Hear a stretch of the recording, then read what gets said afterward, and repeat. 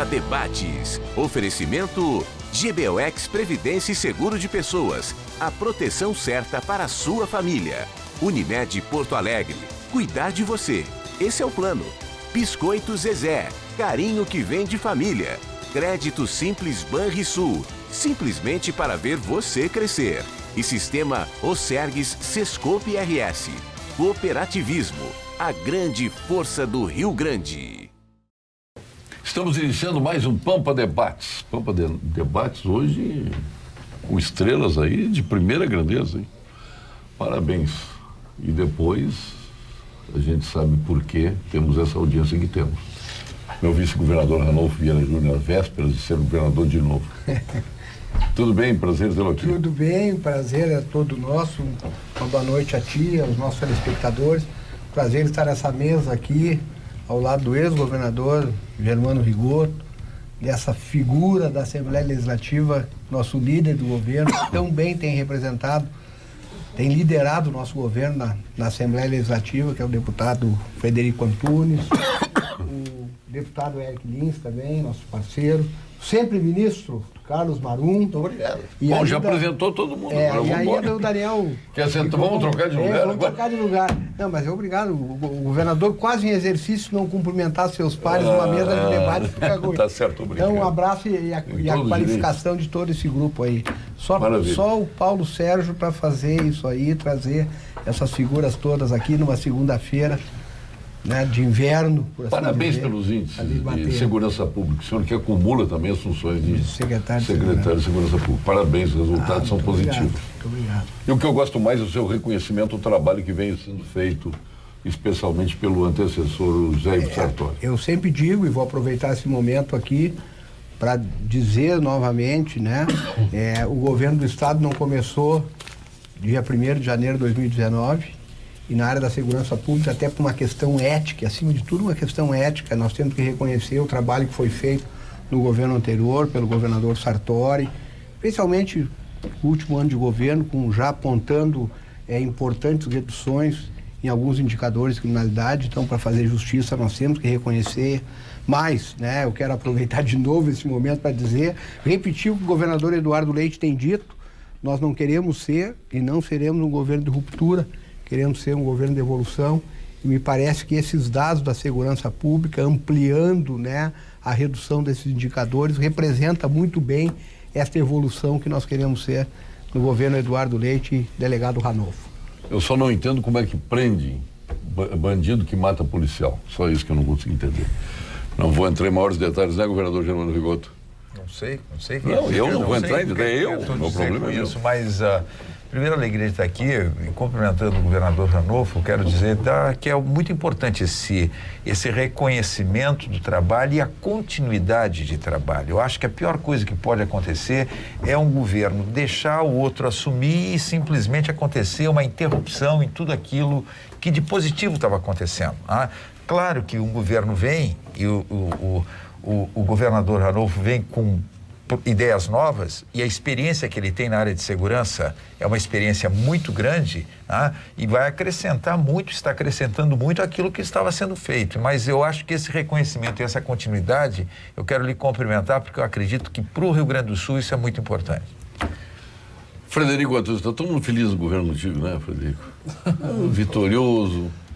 Eu fico feliz de poder participar de mais um governo, assim como já tive a oportunidade de participar com o governador Rigoto. Fosse secretário no governo. Que valoriza a Assembleia Legislativa. Não fosse secretário no governo? Fui secretário, né, com muita honra. Pois se ele adivinhasse que tu ia ser um líder tão importante como tem sido na Assembleia de Governo, ele não teria te colocado de secretário. Não, mas ele seria líder. Não, mas ele foi um ótimo secretário, eu colocaria ele de novo de secretário. Novo. Bom, então ele é bom nos dois, então. Foi bom nos dois. Então tá. Deixa eu te dizer, eu acho que tudo isso que nós estamos comentando, se fosse um momento de orçamento farto e de possibilidades financeiras de um Estado ser a diferença, nós estaríamos cumprimentando números, estatísticas e atitudes, mas sem valorizar tanto aquilo que é o essencial, né? Que é a estratégia, que é a perseverança, que é a determinação de fazer as coisas acontecer sem as mínimas condições financeiras. Então, o governador Sartori, quando ele criou o modelo com o secretário César Schirmer, que é importante também salientar, né, o trabalho tão bem feito que o Schirmer fez na Secretaria de Segurança, ele realmente soube trazer a organização privada que acreditou no projeto e, a partir disto, dando aos servidores de segurança pública, ou devolvendo aos servidores de segurança pública, a capacidade de se sentirem realmente prestigiados. E os resultados estão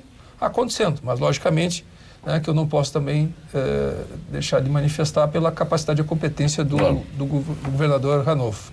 Em termos de salários, a Secretaria de Segurança foi reconhecida, aliás, a mais reconhecida, né?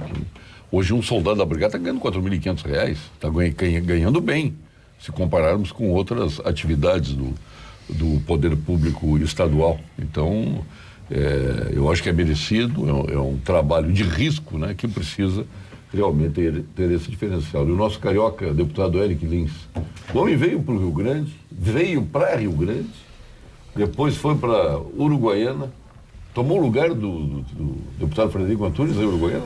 Não tomei o lugar do Frederico Antunes, ainda porque eu costumo dizer que o Frederico é uma pessoa tão experiente que eu gosto de pegar tudo que ele traz de conhecimento nesse tempo todo. Sempre fomos parceiros, desde antes de eu me candidatar, inclusive. Quando Tu fosse vereador lá em Uruguaiana? Fui vereador em Uruguaiana. Morava há menos de 2 anos na cidade, fui vereador. E antes da campanha para deputado, nós sentamos, conversamos, vamos ver como é que a gente vai fazer, porque a gente acredita que Uruguaiana e a fronteira precisam de mais representantes, nós temos uma baixa densidade demográfica, e a gente conseguiu, trabalhando junto, eleger os 2 representantes para ajudar a região como um todo. Eu acredito que é assim que a gente consegue melhorar as coisas que estão historicamente tendo problemas, trabalhando junto. E é por isso, não é por outro motivo também que a gente... sua noiva é de Uruguaiana ou de Rio Grande? Minha noiva é de Uruguaiana. De Uruguaiana. Tá? E agora está aqui comigo, obviamente. Claro. Né? Ganhou o coração desse carioca, hein? Cara, sou um cara meio carente, né? Então ela aproveitou, vem cá que eu vou te cuidar. E eu, nesse meio tempo, eu passei também em Santana do Livramento, entre Rio Grande e Uruguaiana. Tivesse uma passagem por lá como... Baita cidade. Como procurador lá? Também, como procurador também. Tanto em Rio Grande, Santana do Livramento e Uruguaiana. Santana do Livramento é uma cidade diferenciada, né? Aquela junção com a Ribeira é como se fosse uma cidade só. É verdade. É uma coisa que tu não encontra em outro lugar. Não tem rio separando, né? Não tem ponte para tu atravessar. Uruguaiana tem que atravessar a ponte, tem que fazer imigração. Lá não. Lá tu resolve comer um pancho, tu atravessa para outro lado, assim, com total naturalidade. A rua. Eu acredito que no futuro a gente pode ter isso também com a Argentina, mas quem sabe os hermanos facilitam. Mas tem doble chapa lá em Uruguaiana, não? Tem um monte de doble chapa, pra lá e pra cá. Ah, é? E lá em Livramento, então nem se fala, né? Tem. Tem. Lá em Uruguaiana tem? Agora não tenho certeza. Agora tem doble chapa. Tem, mas é bem menos. Em Livramento tem demais. Muita gente. São 3.000 eleitores que tem de Livramento morando em Ribeira. E vice-versa, tem eleitores morando de Ribeira e Livramento. Nas campanhas eleitorais, nós... Bom, nem sabia disso. Dá para fazer campanha no exterior, então. Dá. Sim, efetivamente. Faz. Carlos Marum, nosso eterno ministro. Estou observando. Grande parceiro, grande porto-alegrense. E o bom do ministro Carlos Marum é que ele não esquece Porto Alegre. Ele sai, vai lá, é apaixonado, faz a lição, vai para Brasília e está aqui. Estou aqui. Sempre. Eu estou com a minha vida familiar aqui. Tá? Meu filho está aqui estudando, no Anchieta, minha esposa está aqui, meu pai, minha mãe. A tua esposa ficou aqui? Ficou. Foi uma vez a Campo Grande, depois que o guri se mudou para cá. Então eu tenho passado... Pena que ele não foi estudando filosofia. Mas tá muito, até estou gostando muito do Colégio Anchieta. E eu passo então os fins de semana e mais um dia da semana aqui, ou sexta, ou como hoje, segunda-feira, amanhã, me desloco para Brasília, eu desenvolvo a vida profissional. Onde é que tá e quinta para Mato Grosso do Sul e a vida política. Eu estou realmente andando bastante. Mas o escritório é onde, Brasília? É lá Lago Sul. Eu tenho uma parceria lá com um advogado que é nascido no Mato Grosso do Sul, mas já está há mais de 40 anos lá, o doutor Vilfrido Marques, até conhecido de muitos aqui, advogado, estamos com uma boa parceria, e eu estou trabalhando como advogado. Estou muito feliz, muito tranquilo, com uma expectativa... Só falta pegar alguém do positiva. Lava Jato agora, vai ficar... Ué... Tô aí, né? Esses dias eu disse até brincando, esse deu tanto, apanhando tanto, que eu já estou com vontade de defender ele de graça. Porque de tanta porrada, o pessoal diz que eu sou da defesa, então... Tá? Mas eu estou observando umas coisas aqui, tu vê que esse tem que ser bom de voto. Estava pensando aqui, eu que fui para o Mato Grosso do Sul e me elegi deputado e até avancei bastante na política em Mato Grosso, esse aqui tem que ser bom de voto. Porque falando chiado, carioca, desse jeito, você transformar em vereador em Uruguaiana, agora deputado, na fronteira tu tem que ser bom de voto. É o Rio Grande se tornando cosmopolita. Com esse cabelo aí que... Não, com esse cabelo, com essa voz, com esse sotaque carioca, parabéns, tu te parabenizando, Muito obrigado. Você deve ter muita qualidade para ter conseguido isso. Eu agradeço muito. Lá na terra do Antunes, né? Eu falo que tem uma história. Teve voto no Alegrete também, garanto? Peraí, vamos apresentar o nosso... Então, deixa eu só dizer do meu orgulho, está aqui. Planejamento. Ex-governador Rigoto, nos conhecemos já naquele tempo, e o futuro governador, que amanhã veja que a mesa realmente está seleta hoje. Para mim é uma satisfação. Obrigado pelo convite. Grande, mano. Já é ativo fixo do Pampa Debates, né? Já tem uma plaquinha. Aliás, aqui quase todos têm a plaquinha, né? Nosso secretário de Planejamento e Gestão de Porto Alegre, nosso querido Daniel Rigon. Prazer tê-lo aqui. O prazer é meu, obrigado pelo convite. E eu estou estreando, então, é isso? Está estreando. Pois é, esse é um problema. Mas a tua plaquinha já está separada. Não, obrigado. A plaquinha, obrigado, mas é que a tribuna é de peso aqui. Então, vim aqui tentar colaborar, ver o que a gente pode falar um pouco da segurança, que nessa gestão do prefeito Marquesan realmente foi pensar o município como também protagonista da segurança, e a gente tem alguns avanços aí bem latentes. Era uma promessa fazer o cercamento eletrônico, a gente conseguiu avançar e pode falar mais disso. E vamos agora estão com o Rafão lá, né? Estamos com o Rafão. O Rafão é faca na bota, hein? O Rafão é faca na bota. O Rafão é tipo tolerância zero, assim, né? Mas precisa também, né? É verdade. A gente precisa, não dá pra ser muito frouxo. O delegado Ranulfo, a gente já conhece, sabe como é que o trato tem que ser. Eu não sou da tolerância, eu sou da intolerância. Eu quero intolerância direto em termos de segurança pública. O município tem que ser protagonista. Não pode ser admitido mais que um policial seja assassinado da forma como 4 foram agora nos últimos dias. É lamentável. Eu sei que vocês devem sofrer uma barbaridade, né? Uma coisa dolorida. Né? E ver um menino como esse tem quanto? 25 anos? 26 anos. 26 anos morrer assim, covardemente. É lamentável. É lamentável. Eu acho que o governo está, do ponto de vista teórico, até agora, eu tenho comentado isso, muito bem. Tudo que propôs está acontecendo. O governador Eduardo Leite tem uma boa dialética, uma boa didática. Agora começa a fase da prática, né? Aprovações lá na Assembleia, importantes, com votação acima até da expectativa, né? Graças a trunfos como do próprio Frederico, que é o líder de governo. E daqui para frente? Nós fizemos, é importante que eu diga aqui, compartilhe... Porque aquela história do Banrisul, não precisar mais do Banrisul, que eu li o próprio governador esclareceu, que se deu como notícia aquilo. E o governador disse, não, é uma intenção do governo não usar o Banrisul, saber o que é que nós vamos fazer daqui para frente. Mas não houve. Paulo Guedes não disse, olha, o Banrisul está fora. É importante eu até compartilhar aqui um fato ocorrido nesse final de semana. No sábado nós fizemos uma reunião com todo o secretariado, começou às 9 da manhã, foi até às 16 horas do sábado, reunindo o secretariado, reunindo o nosso líder do governo, todos os líderes de bancada que nos apoiam, são 13 partidos. A Assembleia Legislativa hoje, governador Rigoto, está dividida, representada por 17 partidos. Esses 13 partidos estão na nossa base aliada. Tem o 14º que, embora não esteja, tem votado conosco, que é o Novo, né? Estava presente, inclusive, nesse evento lá do sábado. Convidamos também os presidentes dos partidos que nos apoiaram durante a eleição e que nos apoiam agora na Assembleia Legislativa. E fizemos um balanço do que nós fizemos até agora, nesses primeiros 6 meses de governo. 6 meses de governo, se eu fizer um comparativo aqui, uma partida de futebol equivale a 15 minutos num jogo de 90 minutos, né? Então estamos no início, mas já deu para sentir o tom desse jogo, como é que joga esse time, por assim dizer. E o balanço que nós temos, que nós fizemos, né, é positivo. Positivo, primeiro, né, como marca maior de governo, é o diálogo e o respeito. Nós fomos eleitos no segundo turno, dia 28 de outubro. A primeira coisa que nós fizemos foi ir até a Assembleia Legislativa, na legislatura anterior, conversando com todas as bancadas, inclusive aquelas bancadas que, do ponto de vista ideológico, estão em lados opostos aos nossos, mas resolvemos mesmo assim ir lá, com todo o respeito, conversar com o pessoal, enfim, intensificamos isso com a assunção da legislatura atual e temos conversado com os demais poderes, com os servidores públicos, com a sociedade civil organizada, enfim. Então, o diálogo é a nossa marca e isso já tem um Então resultado. vem aquela pergunta que não quero calar. As privatizações estão autorizadas a acontecer, a modelagem vai acontecer. Agora fica uma pergunta. Aconteceu. O governo injetou um valor que esperamos que seja expressivo nos cofres públicos. Esses valores serão destinados a investimentos ou serão destinados a cobrir o custeio? Porque o governador já disse duas coisas.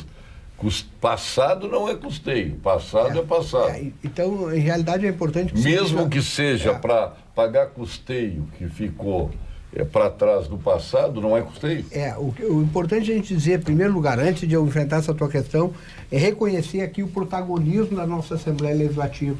Em realidade, o Executivo é o proponente da agenda, quem decide a agenda é o Poder Legislativo, e graças à liderança, à compreensão da liderança do nosso líder, a compreensão das bancadas, dos deputados, conseguimos essas vitórias todas que vão nos dar o suporte, entendemos nós, para que efetivamente o Estado do Rio Grande do Sul consiga assinar o regime de recuperação fiscal. Então, esse momento é importante em razão disso aí. Com relação a essa busca, de dinheiro, por assim dizer, se vai ser, aí enfrentando a tua pergunta, se vai ser investido no custeio da máquina ou se vai ser para investimento. Na nossa maneira de ver, uma coisa está ligada à outra. Nós não queremos colocar isso no custeio imediato do mês, mas é o custeio do passado. Mas no momento em que eu efetuar o pagamento de uma dívida que ficou, as despesas de exercícios anteriores, por exemplo, que no nosso somatório excede 7 bilhões e meio, eu estou dando condições ao orçamento atual, tirando essa dívida, de poder fazer o investimento desses valores. Vamos pegar aqui um exemplo concreto, o 13º do ano de 2018, que o Estado está pagando religiosamente todo mês 130 milhões. Se nós conseguir quitar isso aí, que é uma despesa anterior, ele abre esse espaço para que a gente possa investir esse valor mensalmente. Perfeito. Então, esse é o raciocínio que nós fizemos. Dá para entender. Da mesma claro forma, na saúde. É difícil estar lá, ter dinheiro em caixa e com os funcionários com salário atrasado. Ninguém suporta isso. Concorda, governador? Concordo. Quem é que vai deixar dinheiro em caixa sabendo que o funcionalismo está a pão e água, sem receber? Não tem como fazer. Na verdade, então, acho que é uma discussão boba essa.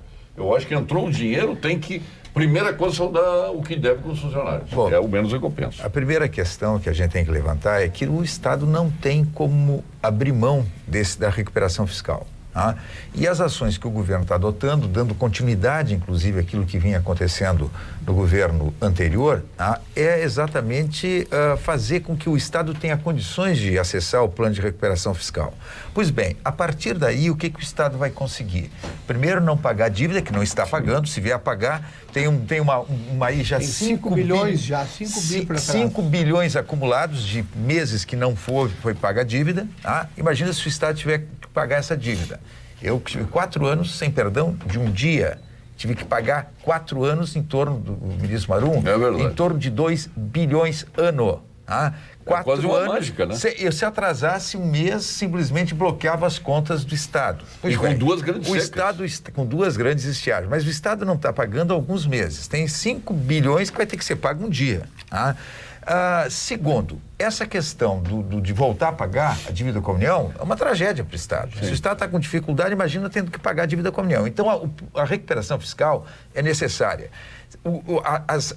Os passos que estão sendo dados é exatamente para garantir a entrada na recuperação fiscal. Segundo, a recuperação fiscal vai permitir que o Estado faça financiamentos, que hoje não está conseguindo fazer.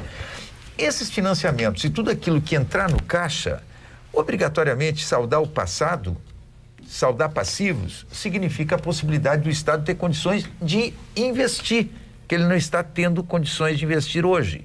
Então, não vejo como não resolver este problema do passado com recursos que entrarem no caixa do governo. Não vejo como. Tem que resolver o problema do passado para dar condições de fazer os investimentos que o Estado não está conseguindo investir. Então, eu vejo, Paulo, que realmente tu disseste, essa discussão, se vai ser no custeio, se vai ser investimento, tal. Primeiro, se não resolver passivo, tu vai ter dificuldades enormes de atacar o problema do investimento que é necessário. É a minha opinião. Na verdade, nós temos duas liminares que estão nos ajudando a sustentar o mínimo necessário para a sobrevivência do Estado. Uma é esta, que foi conseguida para nós suspendermos o pagamento da dívida. Com Marco Aurélio. Parcela hoje em torno de 400 milhões de reais. Foi o ministro Marco Aurélio, né? Foi em agosto de 2017. Do ministro Marco Aurélio. E a outra foi de nós também não termos a obrigatoriedade do cumprimento da alteração constitucional que foi feita em dezembro do ano passado, se não me falha a memória, da emenda de 99, que emendou a 69, que fixou o prazo até 2024 para os estados, municípios e Distrito Federal fazerem o pagamento dos precatórios, que é uma dívida imensa, de 15 bilhões de reais.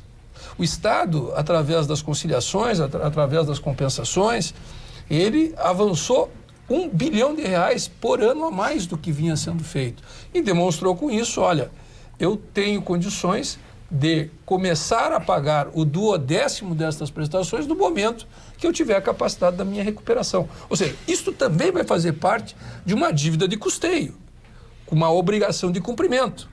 Não é diferente dos depósitos judiciais. Nós temos aí algo em torno de 10 milhões de reais, 11 bilhões de reais de depósitos judiciais, que foram acessados por governos anteriores para enfrentar o quê? Custeio. A maioria desses valores, a governadoria da Cruz, deputado Frederico, ela aprovou o aumento de capital do Banrisul. Foi com a justificativa, e foi aprovado pela Assembleia, de montar um fundo previdenciário. E o IPO não demorou muito tempo. Esses recursos foram para onde? É que aí houve uma falha conjunta do Parlamento com o Executivo. Nós fizemos a pressão, eu estou falando nós, talvez não tenha sido eu, mas eu vou falar nós porque eu faço parte daquela casa. Nós fizemos uma pressão para usar esses recursos em acessos asfálticos. Lógico que continua e vai ser importante, será sempre, tu ter estradas em condições para levar e trazer produção para o Estado e ajudar no desenvolvimento e na própria arrecadação. Mas esse recurso especificamente, nós não deveríamos ter cedido. Na verdade, Frederico, a gente vê cantado em prosa e verso soluções estruturais que não são estruturais. Primeiro, é bom que a gente diga, a recuperação fiscal, essas questões todas, que está até venda de ações do Banrisul, não é estruturante. Não, claro, é oxigênio para o Estado poder vencer as dificuldades de hoje. Estruturante é o Estado entrar efetivamente, poder lá, o Senado Federal, que já está dizendo que vai ter uma PEC separada. Sabe o que significa, ministro Maru, uma PEC ter começando a tramitar, comissão especial, toda aquela tramitação, toda a dificuldade, quer dizer, estão perdendo a oportunidade de efetivamente colocar estados e municípios dentro da reforma previdenciária, que aí sim é estruturante. Aí sim é estruturante. Por exemplo, eu vi cantado em prosa e verso aquela questão do IPO do Banrisul, que estava resolvendo o problema da Previdência do Estado. Eu não vou aqui discutir culpa de quem ou não. Na verdade, editoriais dizendo que estava resolvido o problema previdenciário do Estado, quando eu sabia que não estava. Os 700 milhões que estavam naquele fundo não representavam a solução do problema previdenciário do Estado. Mas os próprios 700 milhões foram queimados. O Rio Grande do Sul teve processo de privatizações privatizações, no momento que podia, ali sim, ter iniciado um processo de resolver o problema previdenciário, o dinheiro das privatizações desapareceram, simplesmente foram pelo ralo e não teve solução estrutural. Então a gente tem que saber... E ficamos ainda com um passivo violento. Temos que saber que hoje o Estado tem um déficit na Previdência, que chega a 12 bilhões de reais nesse ano de 2019 e que simplesmente o Congresso Nacional e o governo federal está lavando as mãos. Com a barbaridade. O governo federal simplesmente parece que se desinteressou total. Estados e municípios que se quebrem, que resolvam seus problemas, só que vai estourar em cima da União ali depois. Então, o equívoco que cometeram de tirar estados e municípios... Mas o Senado pode recuperar agora. Mas o Senado está dizendo que vai apresentar uma PEC separada. A questão foi uma... Eu até fiz um alerta aqui uma vez que os estados e municípios dificultaria a aprovação na Câmara. Eu senti isso, convivo com Brasília, todas as noites janto lá com deputados federais, com a própria bancada do MDB, que por sinal deu 100% dos votos. Fizeram isso, é uma barbaridade. 100% dos votos. Porque eles estão dizendo ao contrário. O que existe? Vamos ser francos. Eu vivi a reforma da Previdência há um ano. Eu conversava aqui com o governador se ajoelhava e pedia para que a gente, pelo amor de Deus, aprovasse, para que nós aprovássemos a reforma da Previdência, saía ali fora e xingava a reforma. Quer dizer, então isso criou essa dificuldade, criou essa desconfiança. E é verdade, governadores do Partido dos Trabalhadores, não vou citar porque falei, não, pelo amor de Deus, aprova, então vamos ali fora, vamos dar uma entrevista nesse sentido. Não, ao contrário, concedi a entrevista se posicionando contrariamente. Isso aconteceu agora, isso tirou. Essa ideia do Senado, ela não é ruim.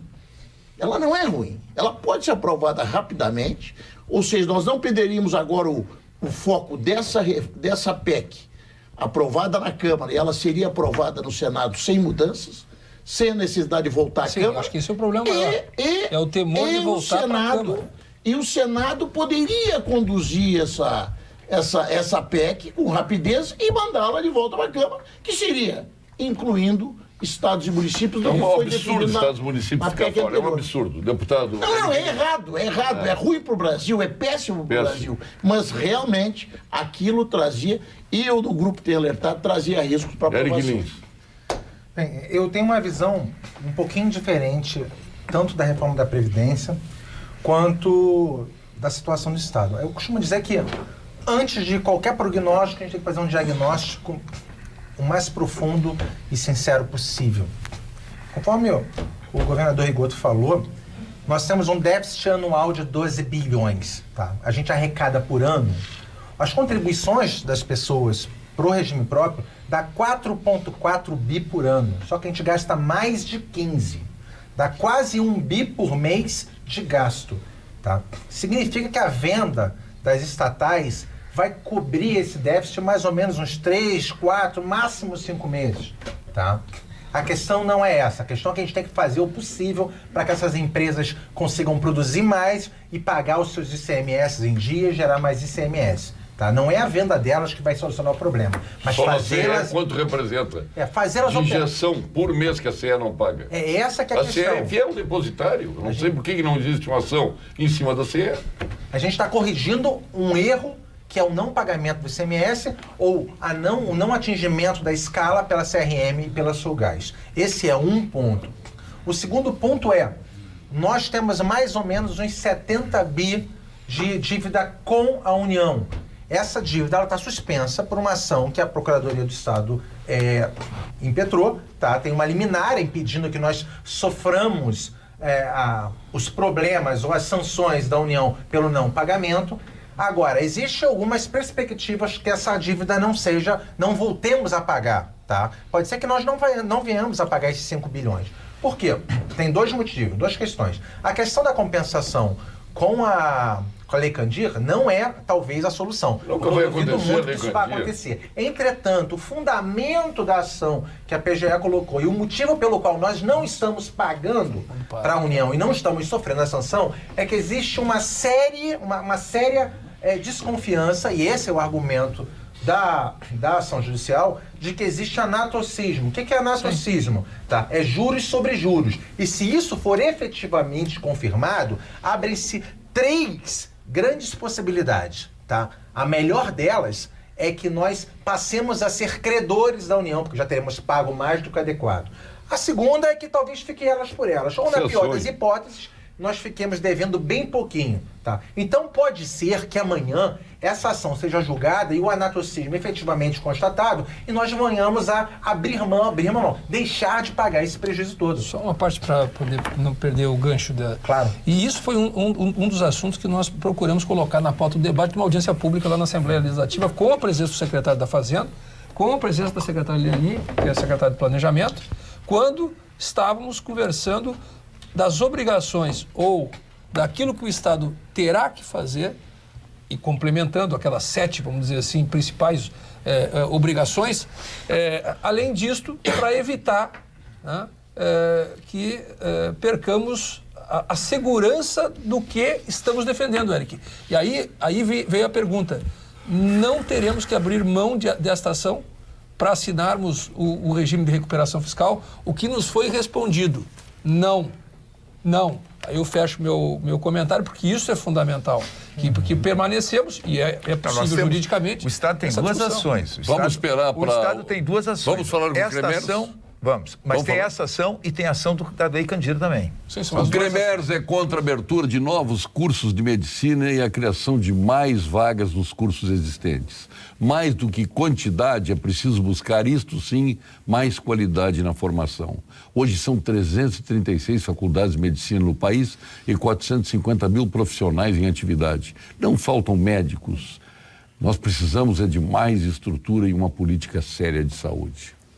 França, Itália, Chile, Argentina, Portugal, meu caro ministro Maron, a Vinhos do Mundo importa os mais emblemáticos rótulos de cada país para que você viva o melhor do universo dos vinhos. A Vinhos do Mundo se especializou em vinhos para atender você. Passe em uma loja da Vinhos do Mundo, na Cristóvão Colombo 1493, na Getúlio Vargas 1135 e na Lípio César 203. Você alguma vez já se perguntou se existe algum seguro que seja ou que veja a sua empresa menos como uma apólice e mais como um negócio? A resposta é uma só, é o Seguro Empresarial Unicred, o jeito certo de você trabalhar com tranquilidade e prosperidade. Fale com o seu gerente Unicred, conheça todos os benefícios. Unicred, aqui todo mundo prospera e todo mundo vence. E nós vamos agora ao quadro saúde com o nosso PhD em Oncologia, titular do Clínicas, Ernesto Ornelli, sócio fundador do Instituto Oncológico Kaplan, o mais premiado oncologista brasileiro no exterior. Gilberto Schwartzman. Fale. Olá, Paulo Sérgio e amigos da TV Pampa. As pessoas têm medo de câncer e não imaginam que o tipo de câncer mais comum é o da pele. E este é muito fácil de prevenir e de curar. O câncer de pele é o mais curável de todos os tipos de tumores. Basta evitar a exposição exagerada ao sol, usar protetor solar e se surgir uma lesão pigmentada na pele onde não existia antes, ou houver uma lesão de pele que mudou o seu aspecto, cresceu ou ficou diferente, deve-se logo procurar o dermatologista. Fácil, não é mesmo? Depende somente da atitude da gente. A PEC não acredita. O secretário Daniel Rigon tem que aquecer aí para entrar nesse debate. Ele só quer concluir agora, o Eric. Para depois tu entras, o Daniel. Então tem essa questão, né? Quem sabe nós consigamos efetivamente acabar com essa dívida de 70 bilhões com a União. Mas mesmo que nós não acabemos com ela, nós temos um déficit anual hoje de aproximadamente 7 bilhões no orçamento do Estado. Mas veja, lembrando, 12 bi é com a Previdência. O que aconteceu ao longo do tempo? Aqui eu vou entrar na discussão da reforma da Previdência que está acontecendo na União. Historicamente, as reformas, elas são sempre atrasadas. Quer dizer, quando ela acontece, ela já não se presta mais a se autossustentar. Uma, por covardia dos parlamentares à época. Duas, pelas pressões corporativas que geram, no caso, a covardia de muitos parlamentares, ou enfraquecendo o governo. Os parlamentares, eu me desculpe, vocês que não são parlamentares, em sua grande maioria, têm medo das corporações. Mas não pode ter medo. Especialmente as jurídicas. Olha, se pegar... Os caras têm um temor reverencial pelo Judiciário, pelo Ministério Público. É uma loucura. O que foi aprovado agora, não aumentar a LDO para o ano que vem, foi um ato de coragem da Assembleia. Eu nunca imaginei que a Assembleia fosse ter essa coragem. O governo de pedir a Assembleia de aprovar. Parabéns a vocês. Eu vou te dizer uma coisa. Precisa ser galo. Médico. Não tem médico hoje aqui na mesa. Às vezes tem, né? Sim. Médico é o seguinte. A maioria das vezes tem. Olha só, médico é o seguinte, tá? Às vezes o cara tá com a perna gangrenando e o cara fala, pelo amor de Deus, não corta minha perna. Se o cara, eu vou te matar se tu cortar minha perna. Se o médico tiver medo, o que vai acontecer com o paciente? Ele vai morrer. Aqui o parlamentar ele não pode ter medo. Por quê? Porque ele está tendo as análises técnicas para saber, olha, ou eu faço a coisa para que ela seja equilibrada e possa se perpetuar no tempo, ou então amanhã as pessoas não vão mais ter previdência. E aqui a gente tem que fazer o seguinte, toda vez que eu abro um pouco para um grupo, eu estou fazendo o outro grupo, que geralmente é mais fraco, pagar por esse daqui que tem. Mas é o que está acontecendo nessa previdência. Não pode fazer. Nessa previdência está acontecendo isso. Eu não vou fazer isso. Tá? Quem vai pagar essa conta é o Zé Povo. O povo que vai pagar essa conta Previdência.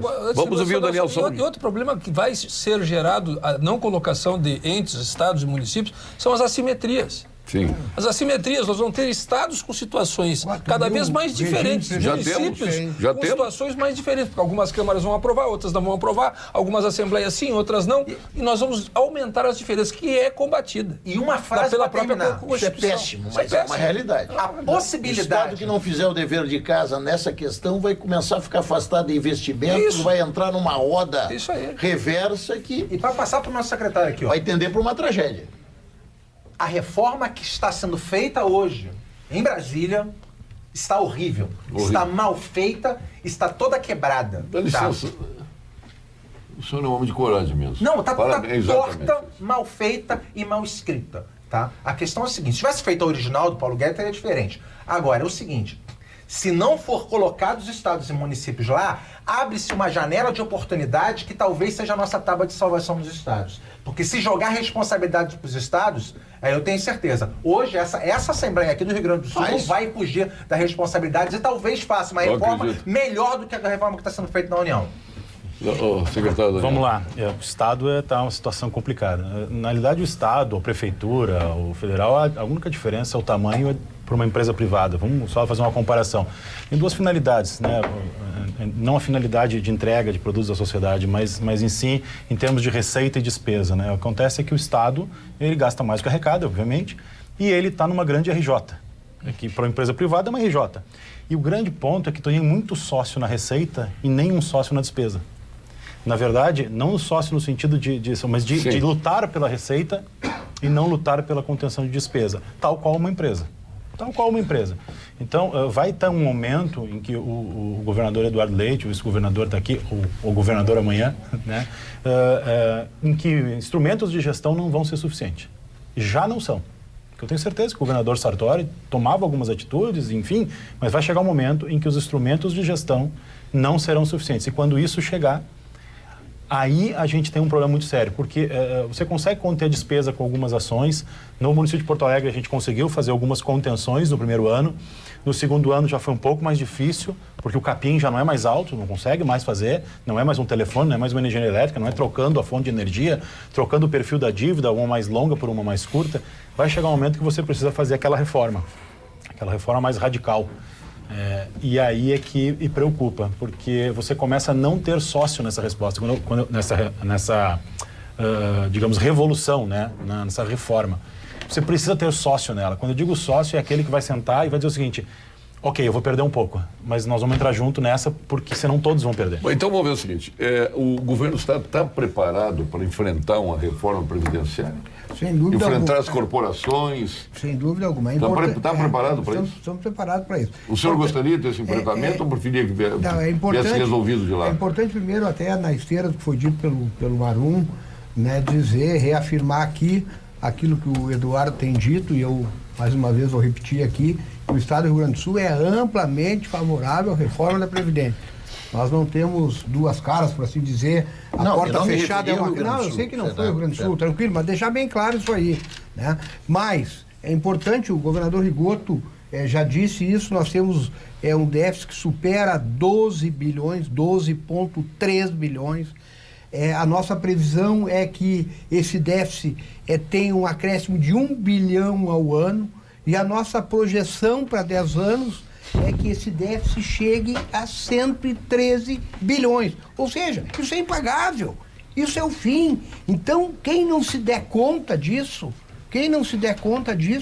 Não tem, esse é o fim. E não adianta, eu tenho direito, mas não tenho dinheiro para satisfazer o meu direito.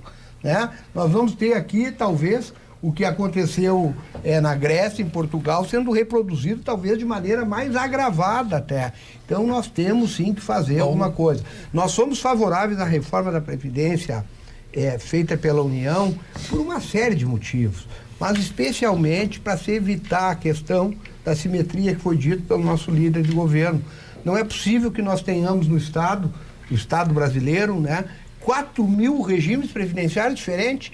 Dos 5.500 municípios que nós temos, em torno de 4.000 tem previdência própria. Né? Então, vamos ter 4.000 regimes de previdência diferentes nos municípios, nas 27 unidades federativas. Então, não é possível isso aí. Nós estamos estudando, né, uma série de reformas estruturais do Estado. Aliás, amanhã pela manhã, antes da viagem do governador, ainda temos uma reunião, né, mais uma reunião tratando desse tema. Nós temos aí, como disse, a marca do diálogo é fundamental.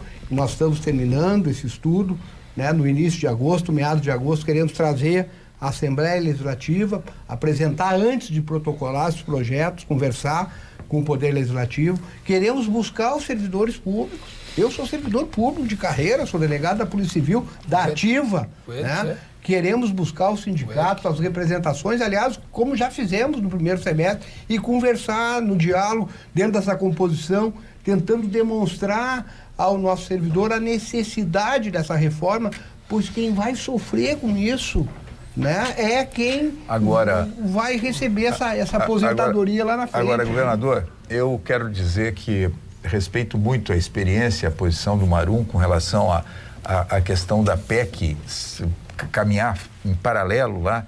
Paralelo não, vai ser depois de aprovada a reforma da Previdência. Vai ser começar, na verdade, a tramitar. E o tempo vai passar, e eu quero dizer o seguinte: hoje eu tenho convicção que os estados vão ter que resolver o problema. Essa coragem do deputado Eric dizendo que não há problema, que nós vamos ter possibilidade de aprovar até uma reforma melhor do que aquela, eu não tenho a menor dúvida. Os estados vão ter que eu acredito... Pior que aquela... Paulo, eu acredito que o fato de passar essa oportunidade, perder esta oportunidade, que o estado poderia ter aquela reforma, que tu está dizendo que tem tantos defeitos, mas aí fazer algumas correções no próprio estado. Era muito mais fácil. Tu dizer, olha, eu vou aprovar aquela que atinge estados e municípios e nós ainda vamos avançar um pouco mais, corrigindo aquilo que aquela federal não corrigiu. Só que os estados vão ter que começar do zero. Vão ter que começar do zero, com todas as pressões que são totalmente diferentes, as pressões aqui no estado das pressões em Brasília. Tá? Então, eu quero dizer o seguinte: acredito, o governador, e acredito, meus deputados, que a Assembleia Legislativa e o governo do estado vão ter que se preparar para ter um projeto seu de reforma da Previdência. Eu não vejo que de Brasília, pela omissão do governo federal, pelo lavar as mãos do governo federal, pelo erro que o governo federal está cometendo com relação a tirar estados e municípios, deixar estados e municípios fora, como se isso não fosse problema da União, e o mesmo erro que estão cometendo com a reforma tributária, querendo tirar o ICMS da reforma tributária, querendo discutir só os tributos federais, é o mesmo equívoco. Tá? Então, eu acredito que os estados vão ter que começar a pensar, sim, em fazer as suas reformas. O Frederico pediu, antes ele pediu a palavra, eu tinha pedido antes do governador. Frederico. Eu também não tenho como verdade absoluta o que tem sido repetido na mídia, que a proximidade com as eleições do ano que vem, 2020, vai criar uma barreira a mais das deliberações que os parlamentares têm a obrigação de fazer. Bobagem. Por quê? Porque o cidadão eleitor hoje, ele está permanentemente vigilante. E ele sabe que a doença é gravíssima e que o remédio não pode ser doce. O remédio é amargo. A cirurgia é profunda. Se ele não fizer isto, cada um que tem a esperança e a expectativa do dia do começo do seu descanso, fruto do trabalho que se dedicou durante o tempo, pode não chegar. Pode não chegar. Então, dizer que, olha, cuidado 2020, se não fizer agora, não vai fazer mais. 2020 se passar para 2020, vai continuar sendo necessário fazer mudança. E as pessoas querem mudança, elas sabem que não existe outro caminho. Então, eu tenho essa dificuldade de ver alguém afirmar isso. Deixa eu dizer, eu tenho uma visão sempre que muitas vezes o ótimo é inimigo do bom, certo? Eu tenho notado já há alguns meses a dificuldade que seria para a aprovação da reforma na Câmara a inclusão de estados e municípios. Já até falei aqui, falei no nosso grupo. E nós estamos com 2 trimestres de recessão. O Brasil teve um primeiro... Tu falou no nosso grupo? O grupo Pampa Debates. Não, porque eu não tenho te lido. Tu não tem visto? Tá me gostando, mais fala. Nós temos um primeiro trimestre recessivo. Provavelmente o segundo trimestre deste ano também será recessivo. Se nós tivermos um terceiro trimestre recessivo, nós voltamos tecnicamente a uma recessão. Nós precisávamos antes do final, agora, como está acontecendo, de uma sinalização clara de que a reforma da Previdência seria aprovada. Então, ela tinha que ser aprovada. Isso também. E essa sinalização aconteceu. Agora nós temos que avançar. Qual é que vai ser o avanço? Alguns estados farão. Eu não tenho dúvida que o Rio Grande do Sul, pela postura que eu estou observando da Assembleia Legislativa, vai fazer. O Mato Grosso do Sul vai fazer. Vários estados farão.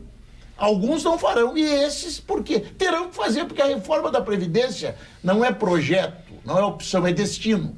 É o destino, nós temos que reformá-la. E daí, num momento já mais tranquilo, em que alguns estados já terão feito a sua reforma, nós não teremos dificuldade de disputa de votos nesses estados, então eu entendo que mais um ano essa reforma vai estar vigindo para todos, para a União e para os estados brasileiros. Nós vamos agora com o Gimo, qualidade comprovada, ao ponto final. Ponto final, oferecimento produtos Gimo, qualidade comprovada. O senhor já pediu a palavra no seu ponto final, em primeiro lugar. Muito obrigado, Paulo. Foi uma satisfação conversar com todo mundo aqui. A questão, às vezes, o ótimo é inimigo do bom, mas assim como o ótimo é inimigo do bom, o bom é inimigo do ótimo. E muitas vezes nós perdemos a oportunidade de fazer aquilo que é ótimo, aquilo que é essencial e aquilo que é necessário, porque a gente tenta se conformar com aquilo que é bom. E às vezes o bom não passa de regular, e às vezes o regular se confunde com o insuficiente. E esses insuficientes, regulares e um bom por outro, têm se mostrado a verdadeira vicissitude de todo o processo legislativo brasileiro. Eu acredito que se a União não tiver coragem de fazer as reformas que nós precisamos para o Brasil e nós precisamos para o Rio Grande do Sul, a gente vai poder fazer não uma reforma que vai apertar aqui, apertar ali, mas não fazer uma reforma, mas fazer a reconstrução de uma previdência que consiga se sustentar de verdade e que nós não tenhamos que fazê-la de 10 em 10 anos, arrebentando com qualquer segurança jurídica. Não foi para isso que a gente está aqui. Não é para isso que a gente está aqui, não foi para isso que eu entrei, não é para isso que todo mundo está aqui. E eu tenho certeza absoluta que esse ano, se não sair a reforma da Previdência, pelo menos aqui no Estado, e essa é uma proposta que eu tenho defendido, nós já deflagremos o processo de ratificação das emendas que estão sendo feitas em nível federal, porque esse é um sistema que está sendo colocado nessa emenda, para que nós não percamos tempo. E nós já tenhamos, de repente, até a primeiro turno votado e só esperando que seja votado lá e a gente... Secretário Daniel Vigon, seu ponto final. Eu acho que essa questão dessa reforma, e entrando na reforma da Previdência, a gente gostaria também de falar lá na fim, alguma outra oportunidade sobre os grandes projetos que nós estamos fazendo no município, segurança principalmente, mas nessa questão da Previdência, eu acho que não é nem a questão só do ótimo inimigo do bom, ou etc. É a forma como foi concebido o mínimo produto viável. Então, quando tu concebe uma coisa boa, mas pelas formas mais tranquilas e amenas, eu acho que ele é válido. A questão é que há dúvidas aí sobre os corporativismos que influenciaram na proposta. E aí é o problema. Já influenciaram. Que já influenciaram. Inclusive com a intervenção do presidente da República. Porque pode acontecer de você realmente chegar em um momento em que tem que ter um denominador comum e que alguma coisa não vai ser como era na versão original. Mas como chegou nesse denominador comum é que pode ser o grande X aqui do questionamento. Ou seja, é por meio de pressão corporativa. E aí complicou. Barum. 2 aspectos. Primeiro, elogiar o governo. Não vai falar do, que é uma característica, do Eduardo Bolsonaro de embaixador. Não, mas não entrou no debate, não. Eu daria a minha opinião. Fica pra próxima, não quer fugir dessa? Não. Aí eu entendo que, a princípio, em termos de mídia, de popularidade, de conceito frente à população, foi uma atitude completamente equivocada. Eu não sou contra político assumir embaixada, a princípio. Tá? Não faço esse. Todavia, quando se busca... se traz o filho, quer dizer, essa questão ela é pesada, não se quer. Isso cria uma dificuldade. O que eu vi? Pela primeira vez, dentro do bolsonarismo radical, gente criticando essa atitude do presidente. O centro praticamente todo criticou. E a esquerda, eu nem preciso falar. Então, vejo dessa forma, e num momento ruim, no momento que era para comemorar a aprovação da Previdência. Onde te enquadras? Do bolsonarismo, no centro ou na esquerda? Eu no centro. É a característica do MDB. Perfeito. O MDB é um partido de centro, eu me enquadro no centro. E vi o centro praticamente unânime, e na sua unanimidade, contrário a essa indicação. E olha, eu me dou bem, me relaciono bem com o Eduardo Bolsonaro. Mas acho que quem levou essa ideia para o presidente levou uma péssima ideia. Olha, eu acho que foi o guru.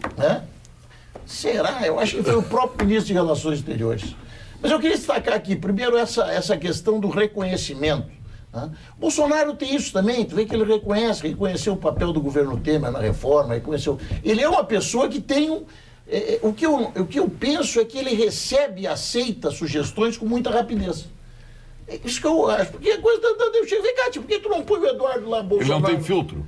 Por que tu não põe o Eduardo Bolsonaro? O cara fala inglês, já teve lá, já bom, fritou, Trump é apaixonado por ele.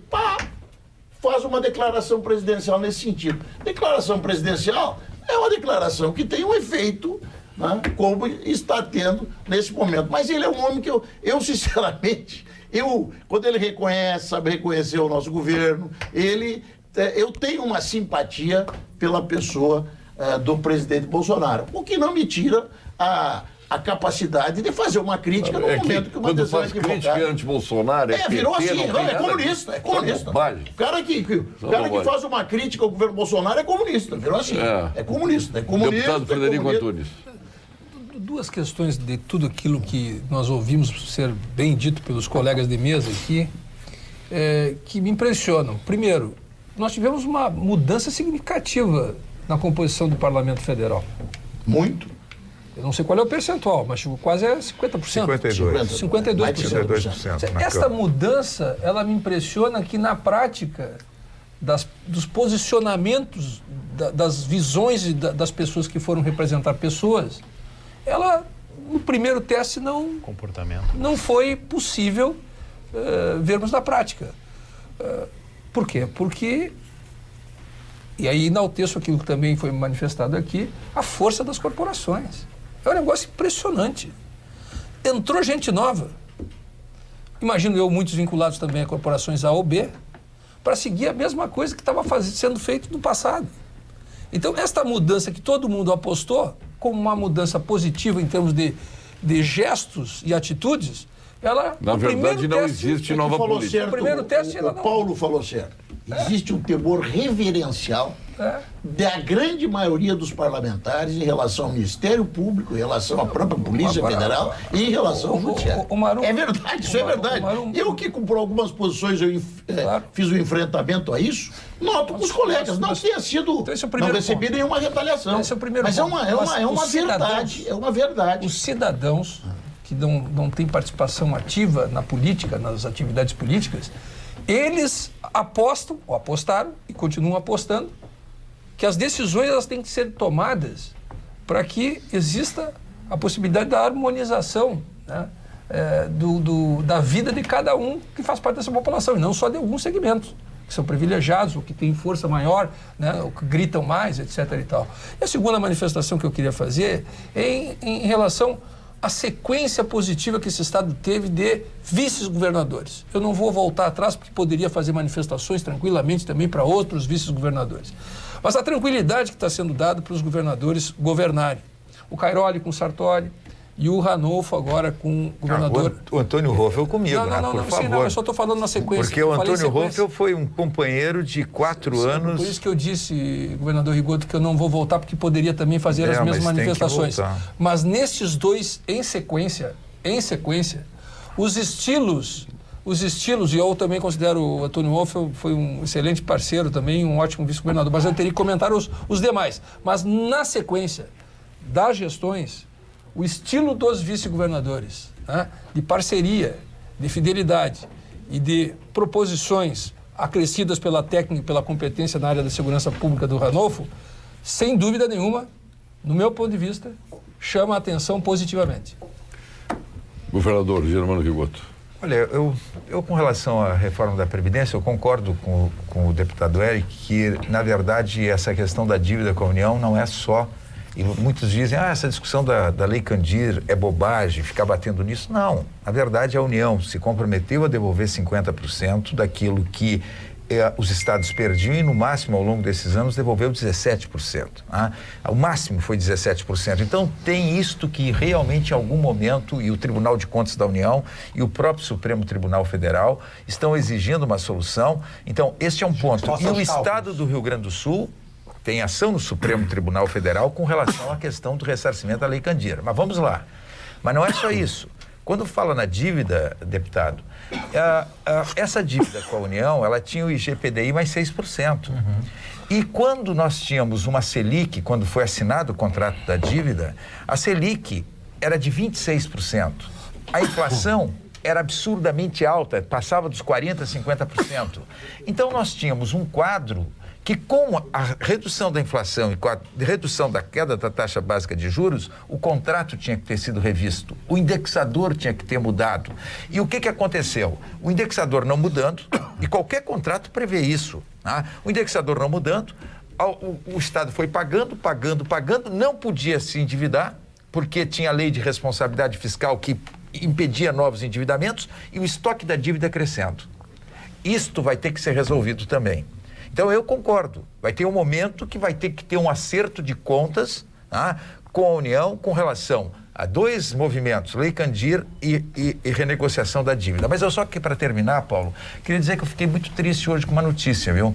Quando eu vejo lá aquela jornada de literatura lá no Rio de Janeiro, em Paraty, hoje teve anúncio da suspensão da jornada de literatura de Passo Fundo. A Prefeitura dizendo que não tem recurso, a Universidade de Passo Fundo dizendo que não tem recursos para manter essa jornada de literatura. Ela teve um crescimento, eu vi ela crescer de uma forma incrível e acho que a Lei de Incentivo à Cultura LIC e a Lei de Incentivo à Cultura Federal é para isso. Ela deveria ser utilizada para manter uma jornada como essa.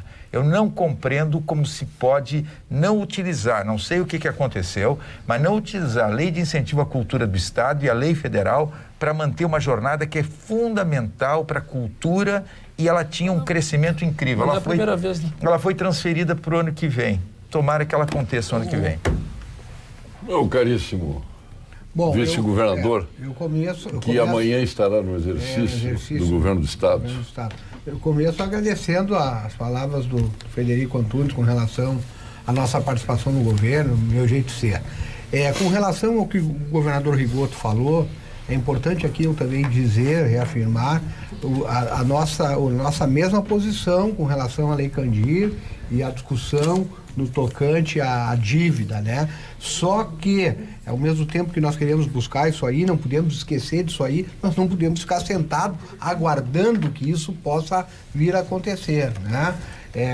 A União tem um déficit aí de em torno de 170 bilhões, né? Não seria crível nesse momento pudesse fazer qualquer gesto nesse sentido com relação à Lei Candir, até porque não é só o Rio Grande do Sul, são vários estados da Federação Brasileira que teriam também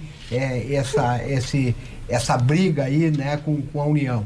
Mas estamos atentos a isso aí. A questão da reforma da Previdência, né, somos favoráveis, me parece que há uma conscientização de todo o poder político, até o homem mediano, ele tem a conscientização da necessidade da reforma da Previdência. Talvez aqui a discussão esteja de novo às custas do povo brasileiro. na extensão dessa reforma. mas não tem outra saída. Esta é a verdade. Vamos pegar O de Zé novo, Povo que vai pagar a conta. Quero citar de novo o exemplo do Rio Grande do Sul.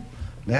Nós recolhemos aí de ICMS anualmente em torno de 35, 38 bilhões anuais, tira 25% que vai para os estados, a metade do ICMS que vem para o estado é para cobrir o déficit da Previdência. Então não tem como. Nessa Por culpa de quem fez a Previdência lá atrás, com aposentadorias precoces, que destruiu todo o capital de Previdência, por culpa de uma construção de Brasília que destruiu os institutos, por culpa de Itaipu, Binacional e outras aí. Na realidade, o povo está pagando essa conta e vai sofrer. Nós vamos entrar no processo de miserabilidade com os aposentados no Brasil. E essa projeção que se faz no Estado... Em médio espaço de tempo. Vamos escrever isso aí, porque essa projeção que se vai tem ser no terrível, mano. Tá rindo não, é de chorar. É triste. A cidade de Itaipu está se pagando. É triste. É triste. Então, mas foi construída às custas de dinheiro previdenciário. Não tenho dúvida, temos que enfrentar isso aí, estamos dispostos a enfrentar isso aí. Isso com o faz sangue parte, do povo brasileiro. Isso faz parte, né, da necessidade. O povo que não tem voz e não tem vez mais. Não tem voz e não tem vez, lamentavelmente. E para finalizar, agradecer a possibilidade de aqui estar mais uma vez, né? Agradecer a possibilidade de estar aqui, ainda mais com esse quadro qualificadíssimo aqui nessa mesa. Muito obrigado, deputado Ranolfo. Olha que o senhor vai... Olha só. Olha aqui, só tem amarelinho hoje, só canarinho, ó. Da nossa Centerótica. Então eu já vou fazer o verde e amarelo. O verde e amarelo. O verde, já se soma o amarelo, olha aqui, né? Certo, fiz a composição, verde e amarelo. E azul tu não queres? Também, para semana que vem. Mas pode ser branco. Como colorado? Não, vermelhinho. Nada contra, eu tô de azul, né? Paulo, só dois abraços para o secretário de governo de Santa Maria, Paulo Denardim, que está nos assistindo, e o Marcelo Dornelles, está nos assistindo também. Ô, Marcelo, um abração, Marcelo. E o Gilberto Jasper e o seu Jader também. Giba também. De aniversário sábado, o Rodrigo Hollenberg, que vocês conhecem, o desembargador Silvio Batista Neto, o Rafael Weinberg, o Ronaldo Napoleão, o Harrison Ford, de aniversário, viu? Sábado, não me convidou para a festa. O Irineu Boff, aniversariante também do sábado. Domingo uma pleiade aqui, ó. O desembargador Voltaire de Lima Moraes, o desembargador Romo Pisolatti, Francisco José Meche, de aniversário domingo, hein? Aliás, que festa, Meche. Parabéns, obrigado pelo convite. Olha, muito tempo não ia festa igual. Obrigado, Meche. Que festão. Eu tô aqui. Que festa do desembargador Meche. Fosse lá, não. É que eu saí cedo, não fosse São Paulo, foi festa. Tu tá sacaneando ele. Uma festa, uma senhora fez. O desembargador Fabiano Castilho Bertolucci, o governador ficou me olhando aqui, pouco mais não me convidou para essa. Ainda bem que o senhor estava em Caxias. Mas teve a festa senadinha.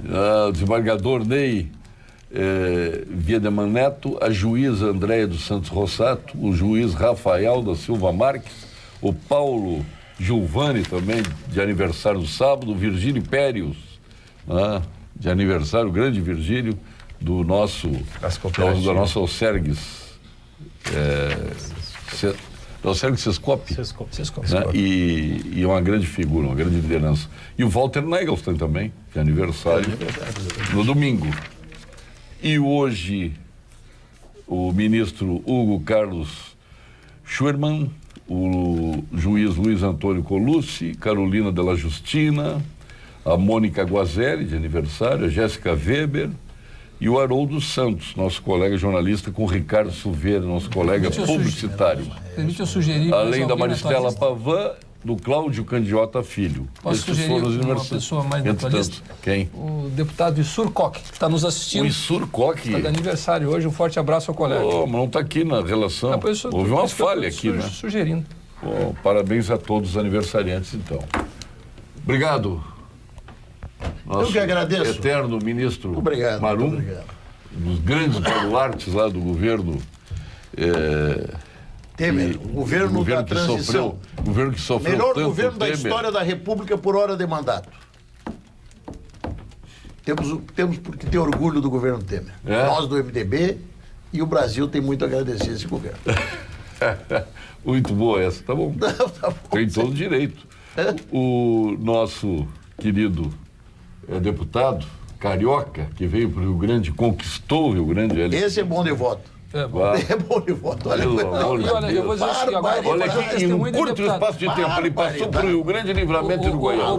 Paulo. Aí arrumou o uruguaianense lá. E eu quero dizer o seguinte... É tua prima, não? Foi acolhido. A esposa dele? A noiva dele? Não. Eu quero também fazer aqui uma manifestação de elogio à capacidade, à competência, à técnica que qualificou o Parlamento Gaúcho com a chegada do deputado Hélio. Olha aí. Muito obrigado pela... sendo lisonjeado aqui, mas eu queria dizer o seguinte... Quando o Brizola retornou aqui, ó... Daqui pra lá teve muita gente, mas de lá pra cá não tinha... O Brizola retornou aqui depois do exílio, né? Ele foi lá pro Rio de Janeiro, lá nos idos de 80. E eu tinha acabado de nascer em 79. E aí o pessoal falou, vocês estão mandando o Brizola pra cá? Aguarda um pouquinho, a gente vai preparar um carioca para mandar para vocês lá também. Então, contra-vapor, isso se chama contra-ataque. Está aqui conosco, amanhã governador. Amanhã já teria direito ao guarda em forma. Você que já foi. Teria guarda em forma. Governador Germano, que gravata, hein? Parabéns. Pô, super, sempre alinhado, não, Frederico? Muito alinhado. Mas E combinando com os olhos, combinando com o cabelo. Paulo, eu quero te dizer o seguinte, mais do que a gravata, a minha alegria de estar aqui hoje é ter essa companhia e eu desejar sucesso para o nosso vice-governador, que assume amanhã, e eu acredito que nesses 4 anos vai ter a necessidade de assumir muitas vezes. A tarefa de governar o Rio Grande eu sei que não é fácil, e eu sei que a experiência, a bagagem que ele tem vai lhe permitir ajudar muito o governador Eduardo. Ranolfo Vieira Júnior. Frederico Antunes, muito obrigado, nosso deputado, líder do governo, Está indo muito bem, hein? Parabéns. Está indo muito bem. E tivemos o prazer de receber hoje pela primeira vez no programa o nosso secretário do governo do governo Marquesan, ele que deu uma reviravolta, o Marquesan deu uma guinada, né? E a sua escolha foi, eu acho que, excelente, né? Para a gestão do nosso Nelson Marquesan Júnior. Obrigado. Tá, um grande abraço pro meu amigo aí, seja muito feliz. Nosso secretário que nos deu o prazer da visita, vem outras vezes. Hoje falou pouco, né? Mas vamos dar mais espaço para ele na próxima. Vem aí o nosso Jornal da Pampa, apresentação da Vera Armando, que já está postos ali, esta cônsul do Esporte Clube Internacional. Obrigado, até amanhã.